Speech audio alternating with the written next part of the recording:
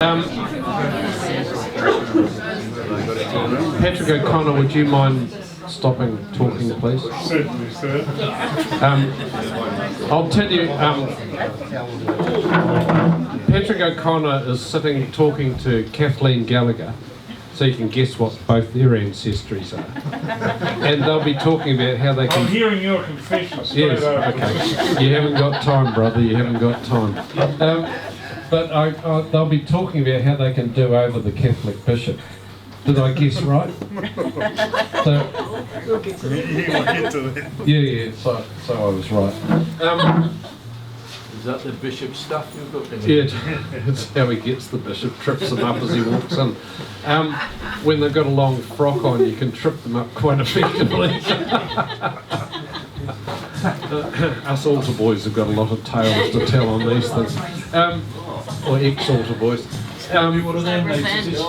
Anyway, it's Marco. Would you mind going and asking whoever it is, Henry, to turn that? Or you might know how to do it. Marco used to work here. You cut the cord. If he doesn't, I'll get to it in a minute. It's quite interesting when we. Who reads the Tuesday Club notes? Because last Tuesday Club notes I wrote about how I thought it was appalling the way the press went and rang everybody and checked up who had voted which way on the CEO, etc. And Marco, you're hopeless. It's up the top, Marco. Marco, I withdraw the apology. Hey, that's far better than you. Yeah, I know. John, when I want your opinion, I'll ask for it. It was quite interesting. At 6:40 on Monday morning, I got a stroppy note from the editor of the press objecting to my calling the headline in the press straight out of the Daily Mail. So, if she's watching, hi. What Michael Mayell is putting his time and effort and passion into is exactly what we have to do with all of our rivers. And we have to start right where we live. And I think that there are a whole lot of political debates that we have to ensure happens on water. And to have somebody with Michael's energy, by the way, I ate one of your cookies today, it's great.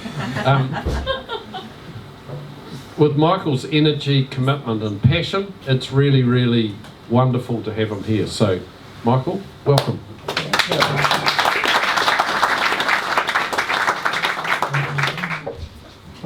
Do I need that microphone? Yes, you do. Yeah, you do. There's a lot of people who are You need to stand up. quite deaf. Right, okay. How's that?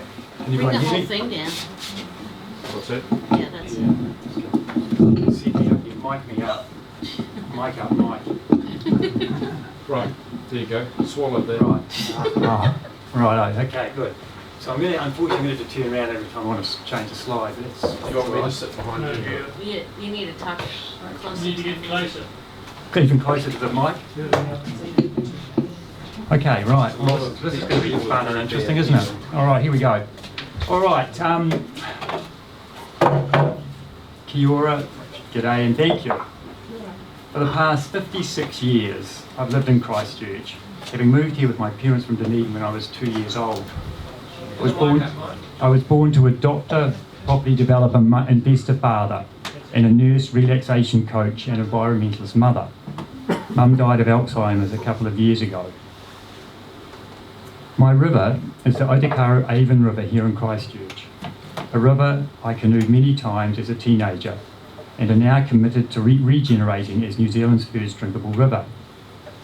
The South Island's Southern Alps are my mountain because I skied all over them in another lifetime. I only recently hung up my skis to give my time to focus full time on drinkable rivers and hemp. Next one. No. This is my hemp staff, which we'll be talking about more shortly. New Brighton is my beach, where I have watched about 3 sunrises a week for nearly 3 years. 5 years ago, I did a deep dive into the future of food and came to the realisation that, like so many of our systems, the food complex that feeds 7 billion people 3 meals a day is fundamentally broken. 30,000 children die of malnutrition every day, while we throw away enough food to feed 1 billion people.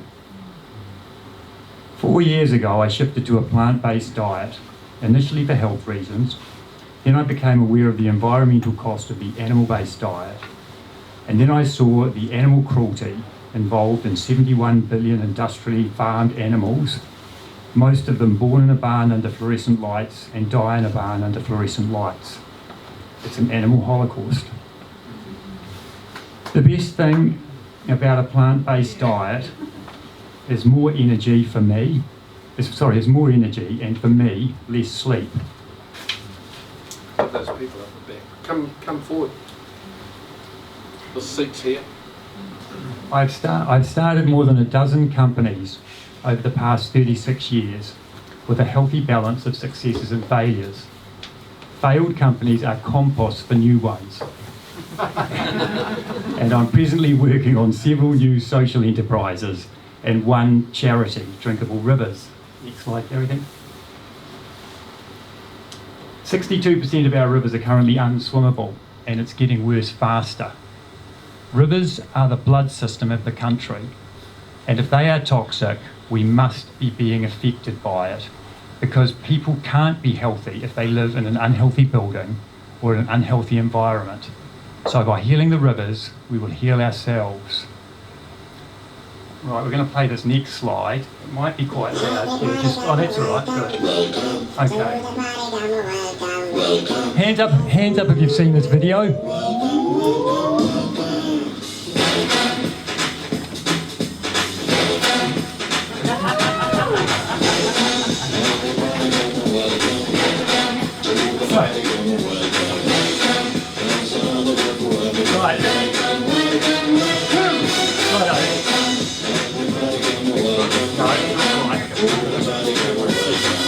So what actually happens here is eventually everybody's up dancing, and at the last 2 conferences that I've played this video, I did actually dance until the entire audience got up, but I thought I would save you that embarrassment tonight, and so yeah, exactly.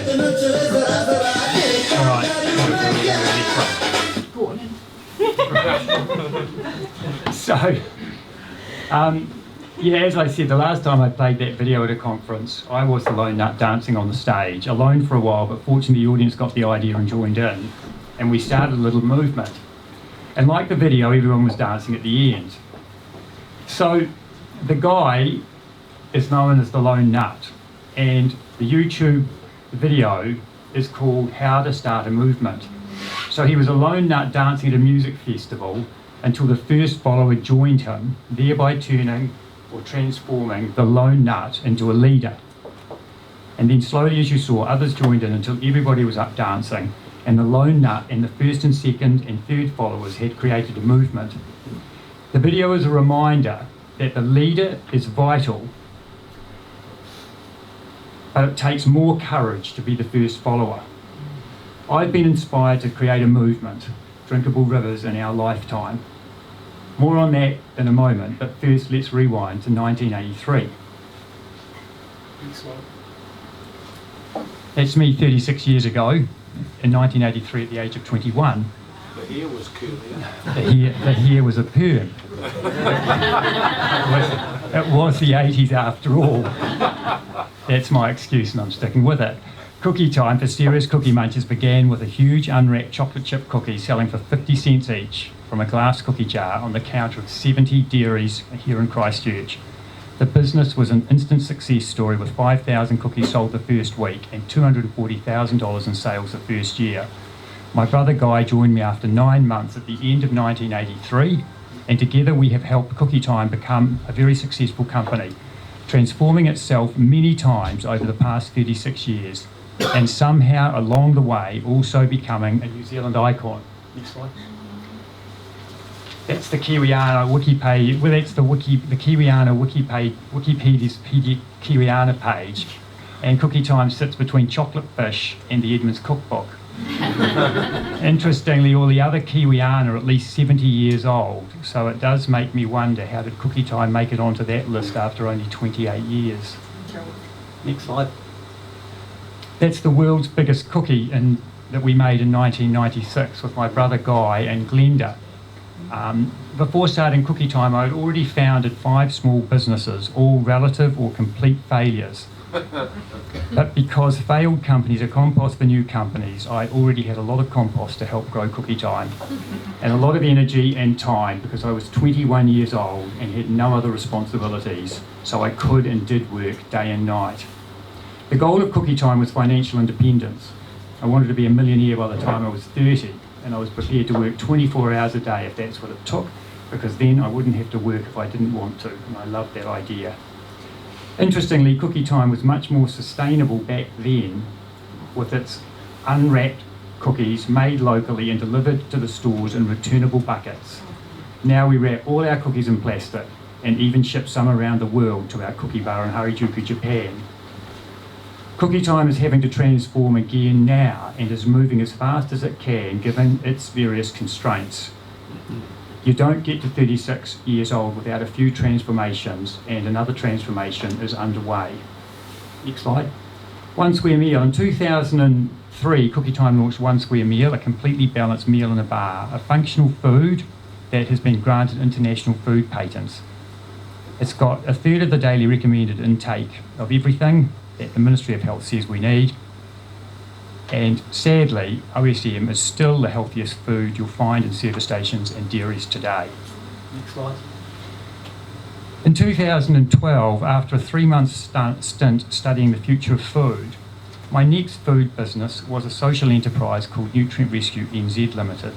Nutrient Rescue has 2 missions or purposes beyond profit: to help Kiwis become the healthiest, most energised people on the planet, and to create global markets for plant nutrient powders, so our amazing farmers can transition from degenerating intensive animal-based agriculture to regenerative organic plant-based agriculture. Nutrient Rescue sells freeze-dried New Zealand organic fruit and vegetable powders by subscription. The only thing better than freeze-dried organic blackcurrants are organic blackcurrants straight from the bush, and you can only do that for a few weeks of the year. Can I have a just quick show of hands? How many people here have actually heard of Nutrient Rescue? Next slide, thanks. We currently have 3 products: red shots, green shots and double shots. Red shots are fruit, 80% blackcurrant and 20% boysenberries. 1 teaspoon is 1 serving of fruit. Green shots are vegetables, wheatgrass, barley leaf, green pea, broccoli sprout, manuka leaf and spearmint leaf. And 1 teaspoon of those is equivalent to 3 servings of vegetables. And the double shots are a teaspoon of red and a teaspoon of green, ideal for travelling. Close your eyes and imagine you live on the 77th floor of a high-rise apartment in Hong Kong. Once a month, your organic fruit and vegetables turn up in the mail from New Zealand. You get 4 serves of the highest quality vegetables and fruit for about $2 a day. It's better, faster, cheaper fruit and vegetables to the world. Nutrient Rescue is currently only selling product online and in New Zealand. Last month we signed up our 2,500th subscriber, and we've grown at 15 to 20% per month for the last 18 months. If we maintain that growth rate for the next 7 years, Nutrient Rescue will be bigger than Fonterra.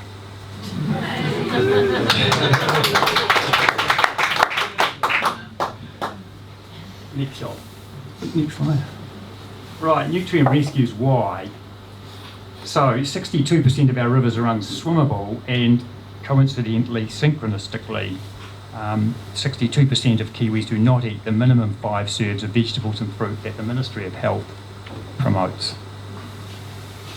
62% is 2.7 million New Zealanders are currently eating 4, 3, 2, 1 or 0 servings of vegetables and fruit per day. My research shows that the optimum daily serves of vegetables and fruit is actually 10 plus per day, so we are severely underdosing on vegetables and fruit, and that's where Nutrient Rescue shops come to the rescue.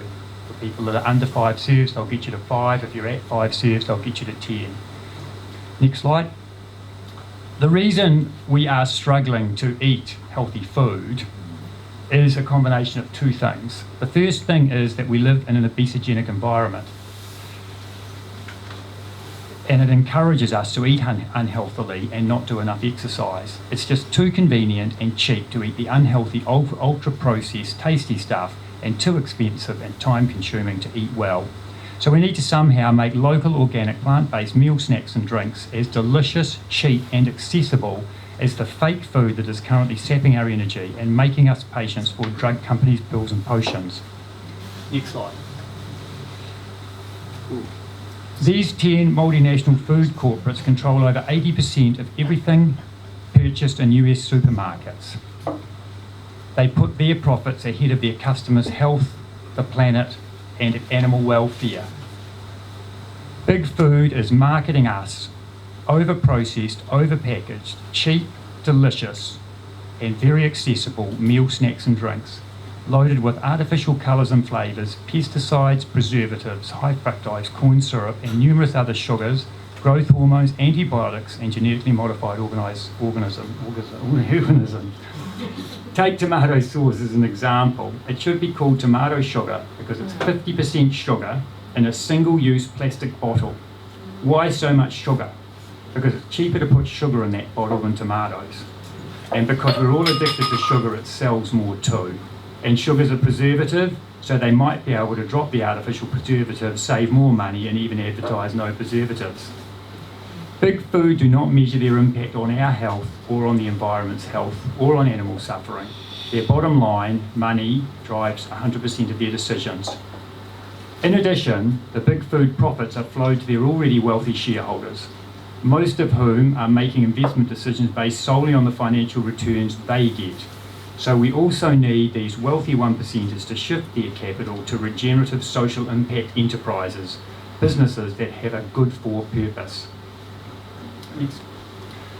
For optimum health, we need more micronutrients from vegetables and fruit and less macronutrients from meat, dairy, wheat, sugar and alcohol, which we're overdosing on.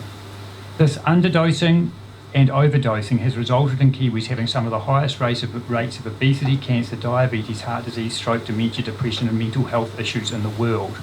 We might just be the most unhealthy people on the planet. My research suggests we are. Every substance is a potion or a poison depending upon the dose. Your job is to find your optimum doses. For example, have you tried no milk for a month? How about no sugar or no alcohol for a month?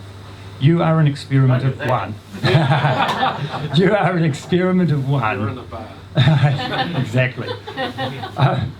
You are an experiment of one, and it's your challenge to find what works for you, for your energy levels. You'll notice also on that slide, dial up hemp seeds for fat and protein and hemp leaf for cannabinoids. We'll talk more about these later. Suffice to say that the fat and protein in hemp seeds can replace some of the fat and protein we're currently getting from meat and dairy.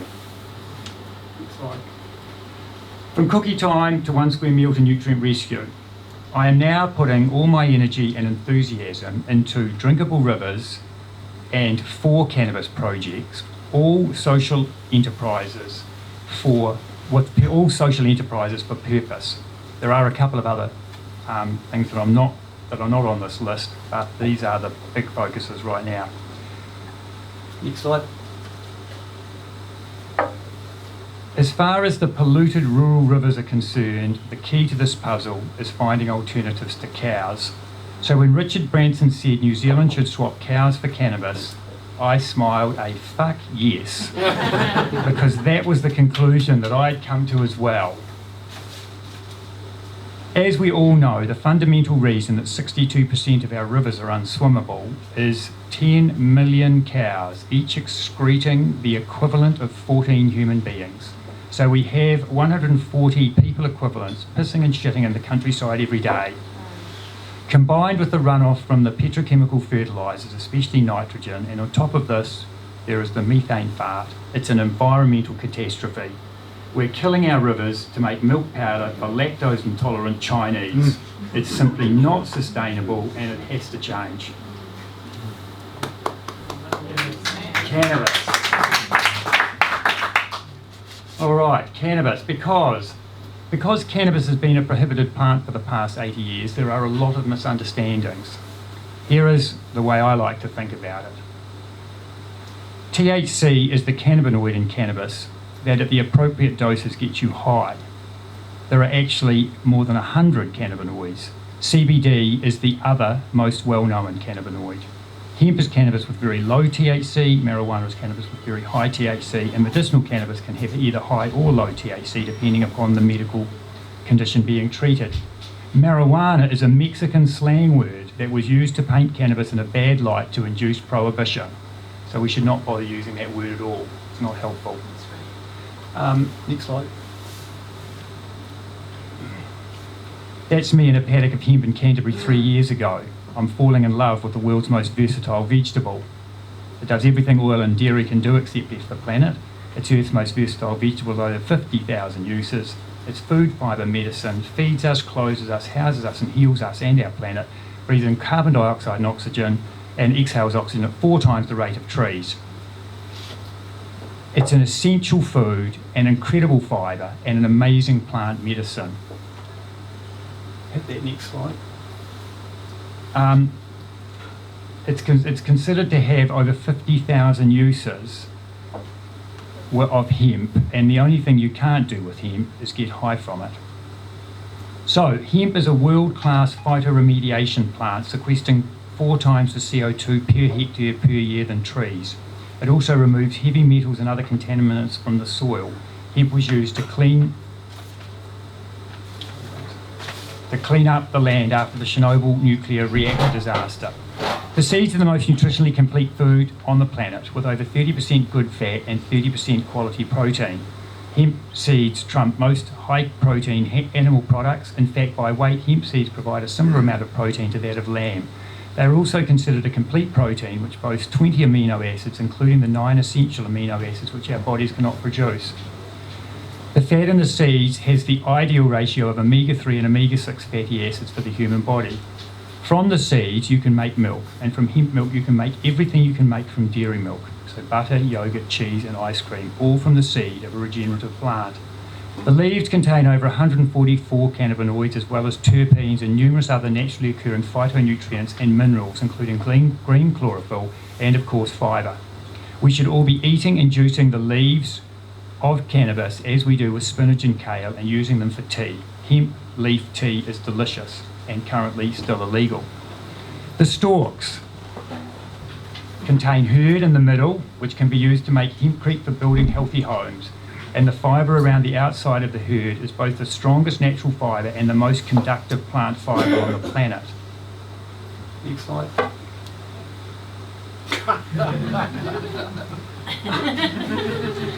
So this is actually came off a 20-foot tall hemp cannabis low THC plant growing in the top of the South Island. So it grows from a seed to 20 feet in 5 months. And it produces food, fibre, and medicine at the end of that period. But the government won't let you use it as medicine.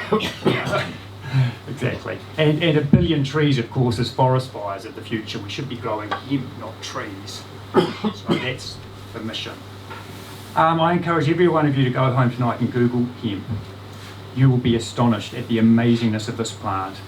The plant that has been a companion plant of humanity for 12,000 years and prohibited, illegal and demonised for less than 90 years. Next.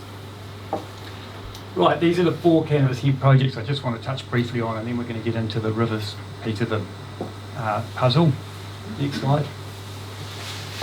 I'm working with the Hemp Association and others to create a hemp white paper, essentially a paper that we want to deliver to the government that is going to talk about the need for the government to make some changes to the law to enable a hemp industry to flourish and become another wine and kiwi fruit industry in a very short space of time.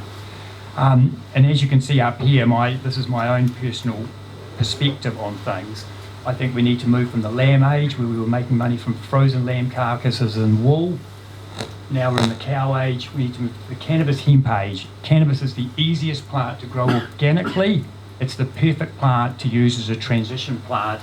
But the real future of New Zealand agriculture needs to be regenerative organic agriculture, which is all about building soil. The problem with organic, it doesn't mean that the soil is building, right? It just means what's not being put on it. So that's the hemp white paper. What's the next one? Regeneration Aotearoa. So this is a hemp advisory in the business of helping farmers make more money from cannabis hemp than from dairy cows and other degenerative farming practice. Because as soon as farmers can make more money, they will shift. And many of them are having conversations about hemp right now. Next one. Right, Merikara is Maori for miracle, and this is the milk factory of the future. It is a planet-cooling, environmentally regenerative, protein, fat, cannabinoid supply chain, a community hub and processing house.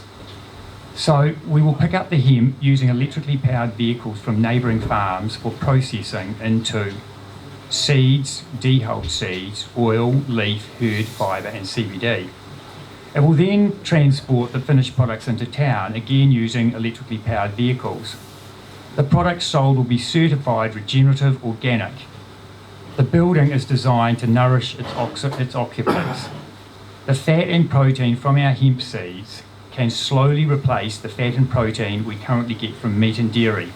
It's a superior, this is basically all about creating a superior supply chain for people, environment and animal health. Next slide. The Regenerates are a New Zealand-wide network of entrepreneurs on a mission to get every Kiwi eating 3 tablespoons of New Zealand-grown hemp seeds every day. Because when we eat it, farmers will grow it, and cow numbers can be reduced. So we can eat our way to drinkable rivers. The Regenerates. Segue. The Regenerates, also known as hempsters, will go door to door selling the hemp story, hemp seeds and hemp milk made in a blender and delivered in a returnable bottle. Homemade, home-delivered milk from locally produced hemp seeds. This is just a very quick table showing the nutritional benefits of hemp milk compared to the other milks. Without going through the chart, it is basically nutritionally and environmentally superior to cow's milk and all the other plant milks. And remember that from hemp milk you can make everything you can make from dairy milk. Next one. Whakamana is the New Zealand Institute of Cannabis Education, Research and Development. Whakamana is on a mission to make Kiwis the most cannabis literate people on the planet. Whakamana is a cannabis museum and university, a hemp food cafe and restaurant, and an alcohol-free kombucha bar. The alcohol's free, Jesus! The alcohol-free kombucha bar. I know, this is the future. Next slide. Subject to a crowdfunding campaign, Whakamana will be housed in 2 of Christchurch's oldest historic buildings. All going to plan, we get the keys to the small building Shan's Emporium next week. And on October the 1st, we start a crowdfunding campaign to raise the money to turn the Trinity Church into the trusted source of cannabis education, research and development. So I will be based in Shan's once we get the keys, so you're all invited to come down. We're going to have Free beer. free beer. It's bring your own. Is it going to be the Hemporium? It's going thank you. Shan's is going to change from being Shan's Emporium to Shan's Hemporium. So essentially, I better save that story until we actually release it to the media. But this is, I'll be located in that building over there, in the Shan's building. And there's all sorts of education going to be starting up immediately. But the main thing that we're doing is working on the crowdfunding campaign. Next slide. A few months ago, Dr. Behrman was in New Zealand launching his new book, Cannabis Medicine. He's been practicing cannabis medicine since it was made legal in California in 1996. I was fortunate to be one of his hosts for his book tour and learned so much from spending time with this beautiful human being. And next slide. So, New Zealand already has a medicinal cannabis industry. According to the Ministry of Health's website, more than 170,000 Kiwis are currently using cannabis as a medicine right now. I lied. According to doctors, 40 to 60% of cancer patients use it. We estimate that there are more than 2,000 green fairies. Hands up, who's heard of a green fairy? Okay, 5 of you. So a green fairy is the name given to a person that makes medicinal cannabis products in their kitchen and supplies them to those 170,000 Kiwis that are currently using cannabis as a medicine right now. And they purchase that product from over 20,000 growers who are growing it in and outdoors throughout New Zealand. The last 2 green fairies that were before the court were let off. So it's hard to prosecute someone when they're making a medicine for someone in need. And so green fairies are actually coming out of the closet at the moment, fair to say. Next slide. Right, cannabis. Cannabis is a plant medicine. Cannabis contains over 504 different compounds, including THC, CBD, and 100 other cannabinoids. There are also more than 200 terpenes. This is not like a pharmaceutical medicine with its 1 or 2 compound pills. With cannabis, you need to find your strain, find your dose, and find your ingestion method. Every person needs to find the strain that works for them and their health concern.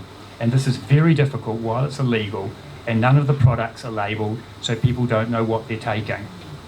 Growing your own medicine is the ultimate, and hopefully the law change next year will allow us all to grow a few plants for our own personal medicinal use.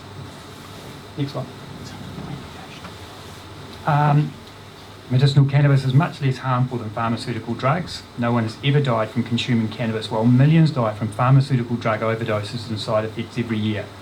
They're both, however, ambulances at the bottom of the cliff, dealing with people that have got illnesses. The barrier at the top is a food forest of 10 plus vegetables and fruit, including raw cannabis. Raw cannabis is a superfood that we need to be growing in our gardens and eating for dinner. Microdosing cannabinoids so that we don't need to macrodose cannabinoids and use it which is what we do when we're using it as a medicine. Next slide. All right, we're on to drinkable rivers. All right, here we go. 2 years ago, my partner Samantha and I put up 5 billboards around New Zealand, publicly committing to a moonshot vision of drinkable rivers in our lifetime. A moonshot vision is an idea I learned from Singularity University. Singularity University is a university all about using exponential technologies to solve huge global problems. Numerous conversations were sparked by those billboards that led to the idea of making the Avon River the first drinkable river. So rather than city folk throwing stones at the country folk for their rivers while our own river is toxic, let's show them how it's done, and then they can copy us. Maybe the farmers will even help us. One of the most interesting conversations sparked by the billboards was Russell Norman, the CEO of Greenpeace. Russell said to me, Christchurch is the epicentre of the ecosystem of change. Christchurch is the epicentre of the ecosystem of change. And when he said that to me 2.5 years ago, it really, really resonated with me, and I completely agreed with it and could understand why he thought that. And then when we had the massacre and Christchurch ended up on worldwide news, it was just further confirmation that this city is punching way above its weight globally. So, next one. Can we turn that volume down? Oh, what have I got?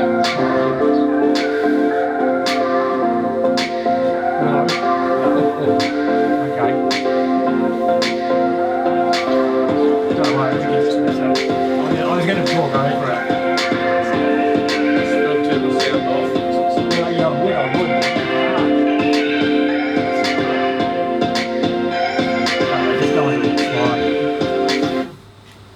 Right, I was just going to read while that video was playing. So, the Ōtākaro Avon River begins in Avonhead with 3 springs coming out of the ground. It flows its way 14 kilometres through the city to the sea. It doesn't look like it, but it's a heavily polluted and unswimmable river. My 15-year-old Zebedee and I kayaked it. It took us 8 hours and 15 minutes. It was an epic suburban adventure and a wonderfully different perspective on Christchurch.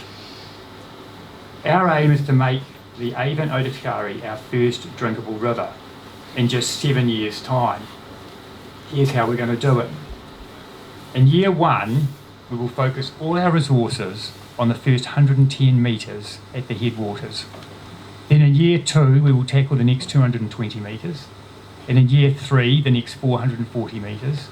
And in year 4, the next 880 metres, and so on, doubling every year, so that in 7 years' time, in 2026, we will be fishing and swimming in the most beautiful urban river on earth.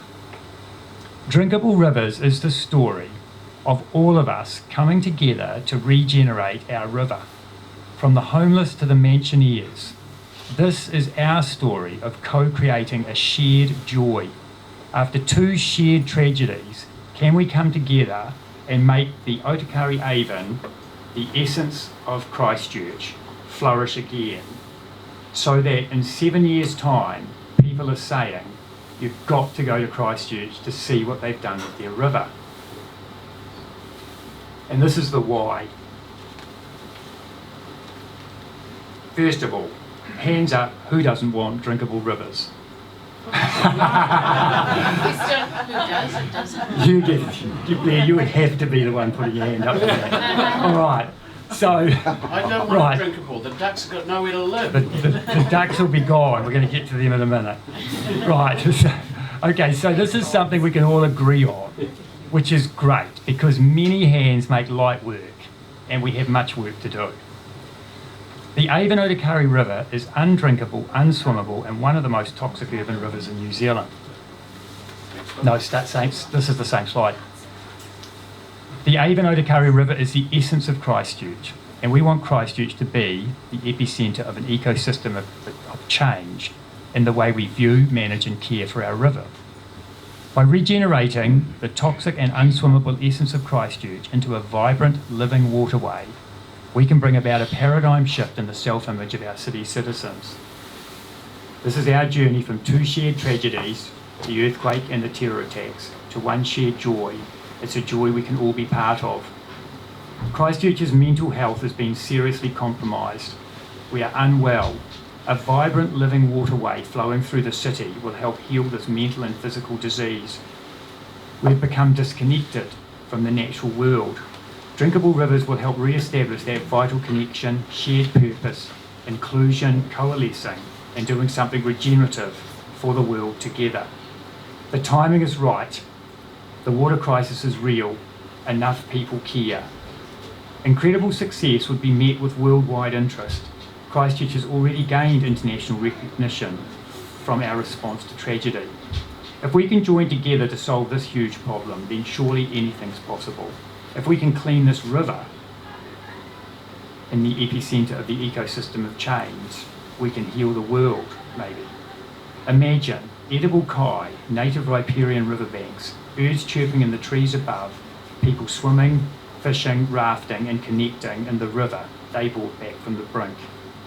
Imagine pilgrimages to Christchurch to float down the world's most beautiful urban river and understand our new kaupapa. Timing is everything, and maybe the time is right now.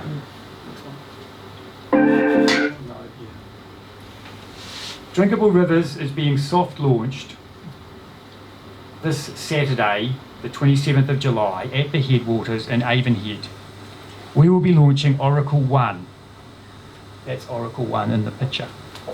Oracle 1 is a floating river sensor that will wake up every 30 to 60 minutes, complete 6 to 7 water quality tests, packet up the information and beam it to Sugarloaf up on the Port Hills and back down to an app on your phone. This will provide real-time data on the health of the river.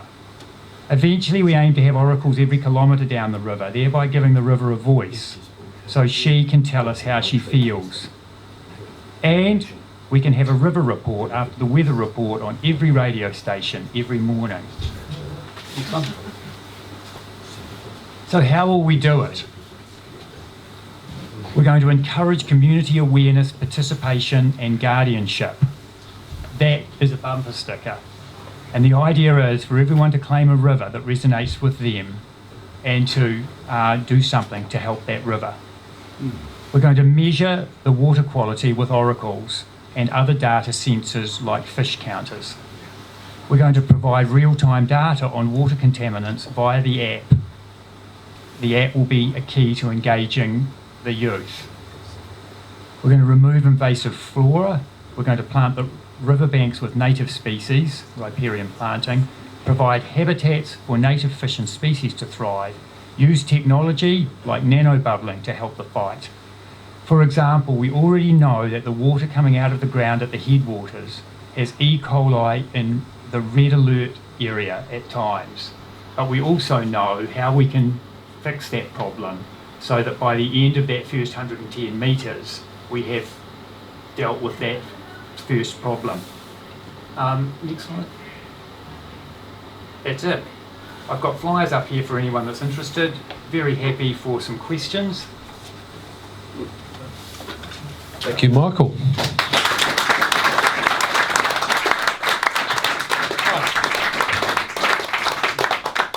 Questions? Sorry. You're next.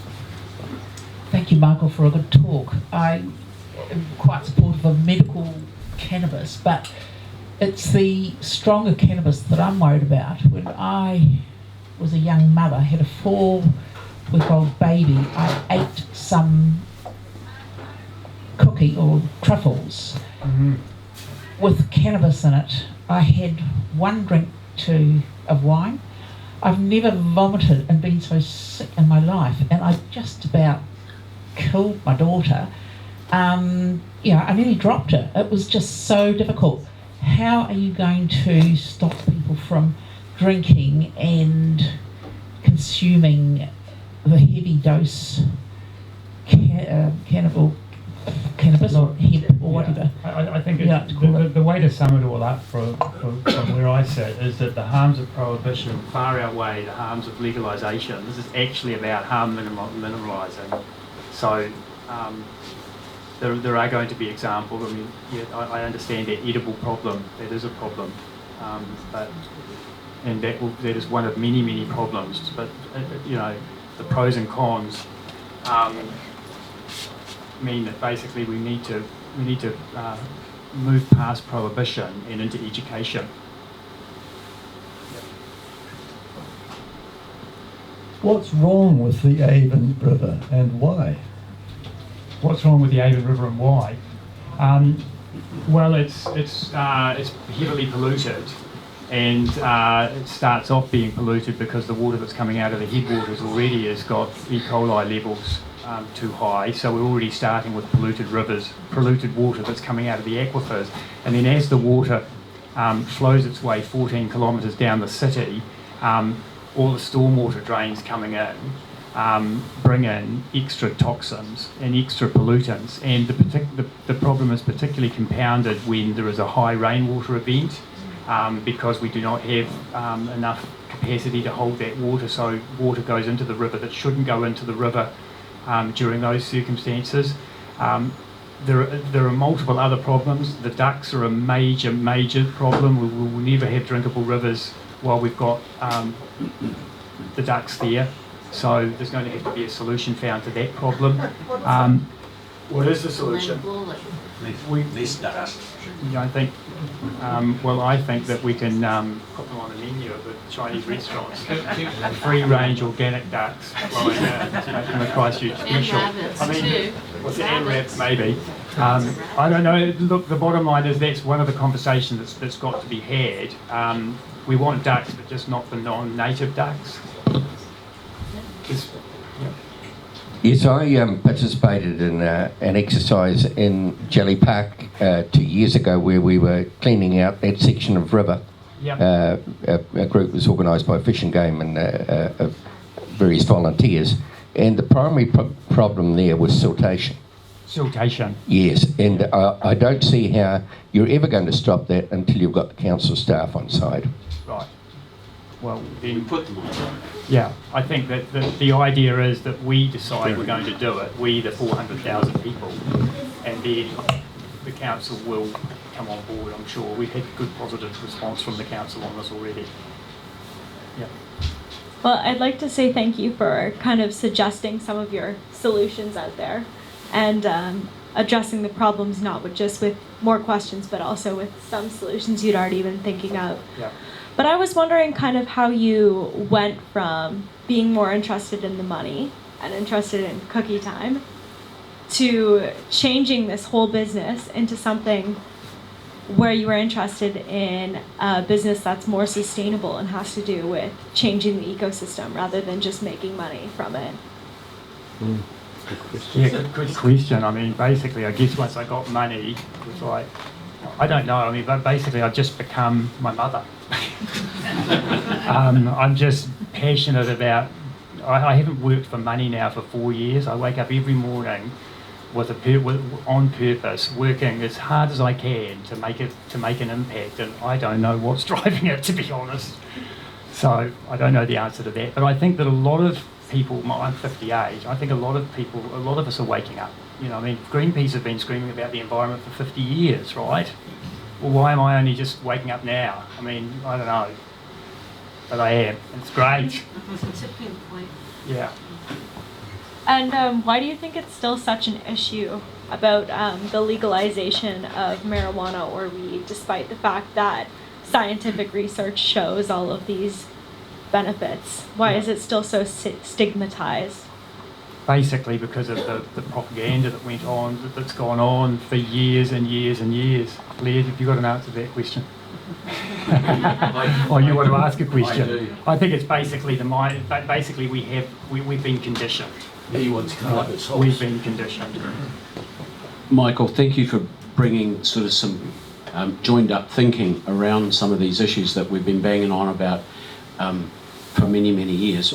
Michael and I know each other from way back to the McLean building when Cookie Time and Guy were just basically floating the cookie on the, dairy Cookie jar. Cookie jar. But the linkage to these other issues around, you've mentioned the legalisation and what are the traps and pitfalls and so forth, is actually very poorly discussed, and we should actually be cognizant of the fact that we could all be better informed about that. And while the government has decided what we might need to know about that and has put some money towards it, it's this kind of activism that really brings it into relevance and what it means in our community to have this mental mind shift around that.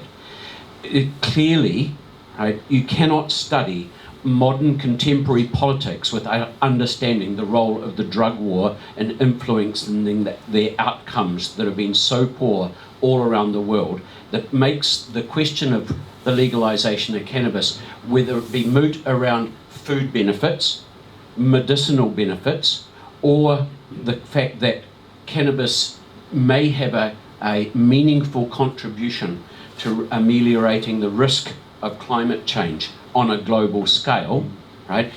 It still remains a very poorly discussed subject at a political level. It's only us that will bring about that change by actually being motivated enough to learn more what this means, and to secondly support what initiatives are around that. And in that respect, I utterly commend what Michael has done to help consolidate that. And I've long been committed to the view that that has to be resolved at a local level, and that's why I'm running for mayor, not just for this, but in support of this in its entirety. Another mayoral campaign announced. Yeah, Well, somebody's got to be active in the community. We need more champions for ideas. That's what this is. Yeah. and yeah. Chrissy. A comment first, then a question. So the comment is, I'm not sure that New Zealand should be moving from a monoculture of Pinus radiata to a monoculture of hemp. But My question around the rivers is that the main sources of E. coli, which is what prevents us drinking it, are ducks, which you've talked about, including native ducks. I'm not sure how you're going to get over the Wildlife Act and get rid of the native ducks. But dogs, and Blair will love this question, so how are you going to get rid of the dogs? Because they contribute about a third of the E. coli to the rivers, and then in flood events it's humans, so perhaps we'll have a little bit of getting rid of humans as well, so we'll then have a drinkable river. Yeah, look, I mean, basically, I'll sum up the answer to that by saying that you can't have hot without cold, you can't have up without down, and you can't have a problem without a solution. So if you've got a problem in your life right now, you've got a solution in your life right now. And every one of the problems that we have to get that river back to drinkable has a solution. And in fact, I was, a great story around this, I was discussing with a friend of mine how the big problem of all the CO2 in the atmosphere, and I said something like that, and he said, yeah, that's only a problem if you're a human and worried about global warming. If you're a plant, it's food, right? So all that CO2 in the air is food for plants. We can green the planet with the CO2 in the atmosphere, and the best plant to do that with is cannabis. You know, we're growing the wrong grass in Canterbury, and the answer is to go from cows to cannabis and on to regenerative agriculture. I agree. We don't want to go from one monoculture to another. But in terms of the ultimate monoculture is hemp, because it is so easy to grow at scale organically. So, so yes, there are all those problems. And thank you for, I also know that there's problems of homeless under bridges, defecating under the bridges. So it's about going and having a chat with those people and saying, hey guys, time to stop doing that. Here are some, we've got to solve, it's going to require 400,000 people to do something. And if 400,000 people do something, and that means if you've got a dog, don't let it shit in the river, that's what you've got to do, right? Then we can do it. Yeah, I need to interrupt and ask my question, but I will just comment on dogs. I own a dog and I don't let her shit anywhere near the river. Yeah. And I clean up her poo everywhere. That'll become socially unacceptable to have your dog shitting near the river. Yeah. People will just say, hey, what are you doing? Yeah. Can I just add to that? And Chrissy will know this too. That the dog shit in the river is in times of high inflow into the river off the drainage from our properties. Yes, it's not the dog that shits on the footpath next to the Avon. It's off our properties where that problem originates. Yeah, and it happened when there was a high rainwater event. So all these things are connected. Yeah. We'll find that one thing will solve multiple problems. Okay, so let's not continue down that pathway, because might get me upset. But can I ask another question on a different railway track? It's Plastic Free July, and it's about cookie time and your individually wrapped cookies in plastic. Yes. And is the transformation you're making of cookie time involving compostable plastics or anything like that? Yes. Where are you going? I think every single company is looking at compostable packaging now. I was in a packaging company a couple of years ago, and they were saying, "Oh my God, I can't believe it! The number of everyone's asking us for compostable packaging now." So yes, the issues are that compostable packaging is a lot more expensive. It doesn't necessarily run on the packaging machinery that you've got, or if it does run, it runs slower. And it may not have the barrier properties. In other words, the oxygen, stopping the oxygen getting in from a shelf life point of view as well.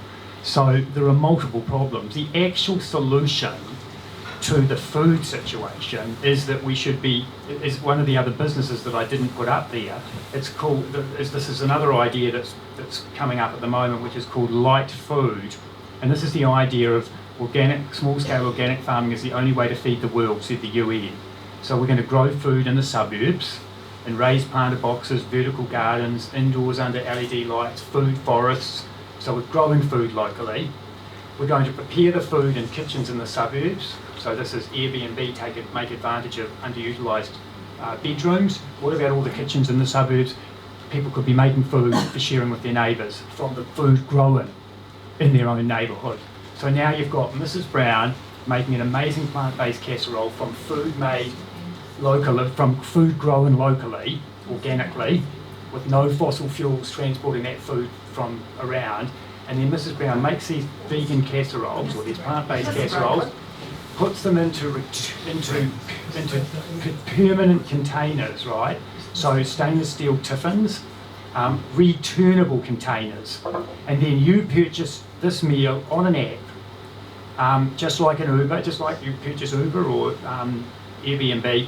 You purchase the food on the app. You can then decide, do you call into Mrs. Brown's to pick up the food, check, say hi to the cook, check out your kitchen, or for an extra 2 seeds, because this is going to be using a cryptocurrency for efficiency reasons, or for an extra 2 seeds, you want Johnny on his Lime scooter to go and pick up the food from Mrs. Brown's. He's the Uber, and bring it to you.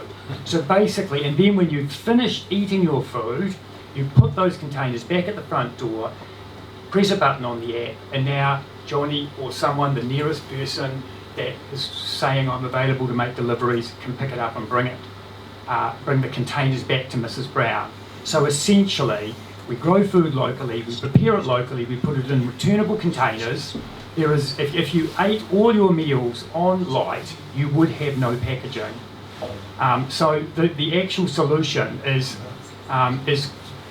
growing and eating food locally, right? Not wrapping it in plastic and shipping it around the country. Question for you, Michael. Yes. And first a comment. Who's talking? It is pronounced Ōtākaro. Ōtākaro. Yeah, Ōtākaro River, yeah. So, Ōtākaro. Ōtākaro. I should know because my project is named after that river. Thank you. Thank you, Michael. And also, it's been really cool to kind of watch this sequence of ideas unfold in the time I've known you. What I'm really curious about is how long will you typically spend on an idea or a venture before seeing it lift off and sort of stretch its wings and fly, or letting it be composted back into something else, or what have you? Because you have a lot of really cool ideas that could come to fruition here, but to ensure that they do, how do you sort of run that process for yourself? Good question. Well, basically, I'm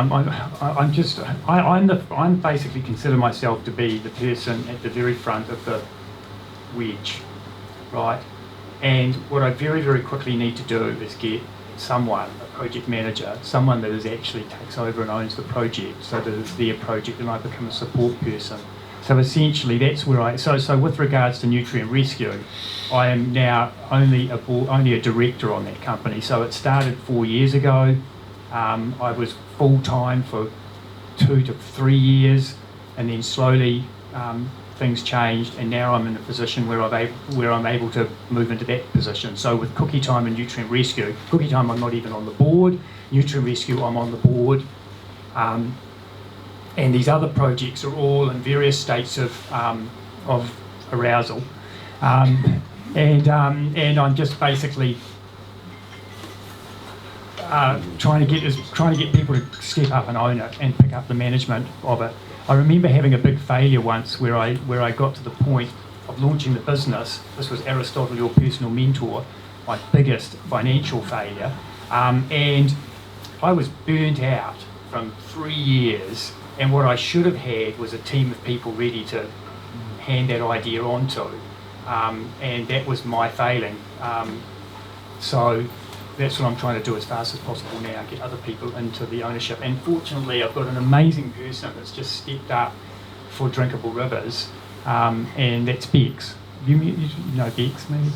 Anyway, she's an EHF fellow, and she's just picked up this one, which is fantastic.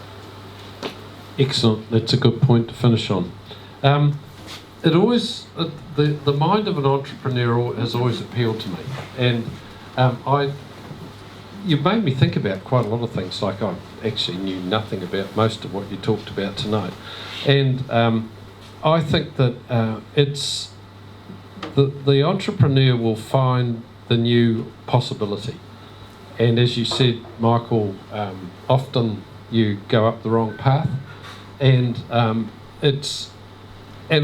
really like the way of challenging our monoculture at the moment, And you made me think, which is what Tuesday Club's about. And I will go away and read these things up, and that's terrific. I'm really, really committed to our drinkable rivers, and I share with Chrissy the scepticism of how the hell we do it, but if we remain sceptical and sit on our hands, nothing will happen. And so I challenge myself to see what I can do about it. The point about the council staff is that you'll find that there's a huge number of council staff just as worried as you are about the state of the rivers, and they work in the water systems. And if we look at the straight sewage that floated, and it can still go in as of right into our rivers, we've actually got to really challenge the infrastructure and the way it's structured and what we do about it. And you've reminded me that I've got somebody told me of an invention, which is a really, really interesting one, about treatment of sewage. So I'll do something about that tomorrow.